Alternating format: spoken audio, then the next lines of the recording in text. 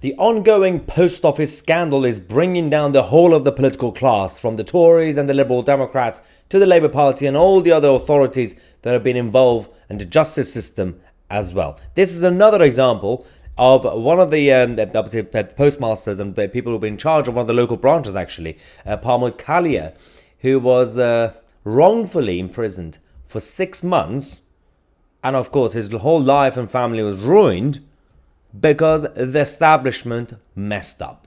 When the auditors came and they said there was a shortage of 22,000, they said they wanted to interview me. They gave me an option that either I could have a family member, a solicitor, or a federation rep to be present. I hadn't done anything wrong. I didn't call a solicitor.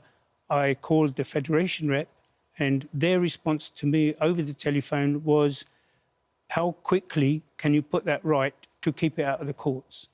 I didn't want to go to courts. I didn't want to go to jail. I didn't want to go to prison. I hadn't done anything wrong.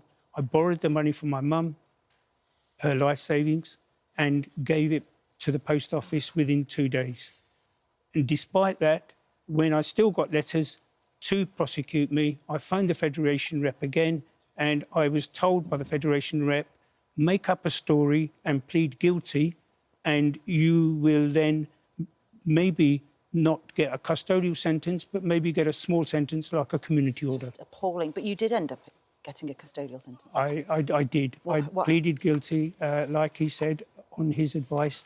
I got a 6-month custodial sentence, of which I served 3 months inside and 3 on tag. The thought of you spending 3 months in prison is just so, it's absolutely shocking.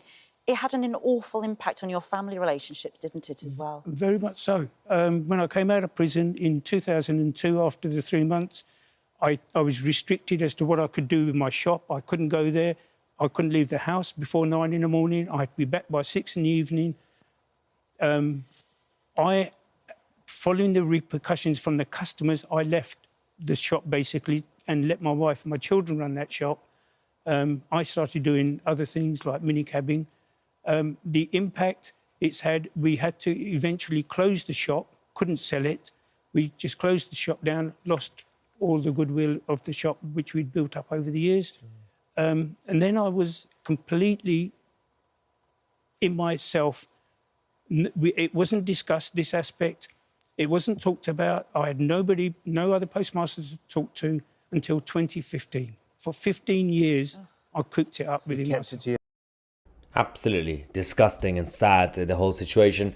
Let's not forget, as we've been talking about the last couple of days on this issue, so many people have to answer some serious questions.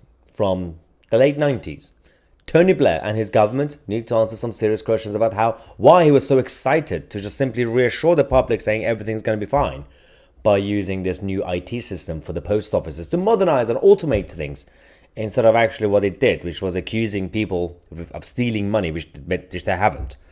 Let's talk about Gordon Brown's government, who completely ignored all the calls and warnings. Let's talk about David Cameron's government, coalition government, for not doing anything about it. Ed Davey was in charge of postal services at the time. Ed Davey, who is now the leader of the Liberal Democrats. Let's talk about Keir Starmer, the current Labour leader, who could potentially become the next Prime Minister, who was part of the justice system. And despite the fact that he and his team and everybody else around him came out to lie, saying they didn't really have the power to do anything about it, they could have. They definitely could have.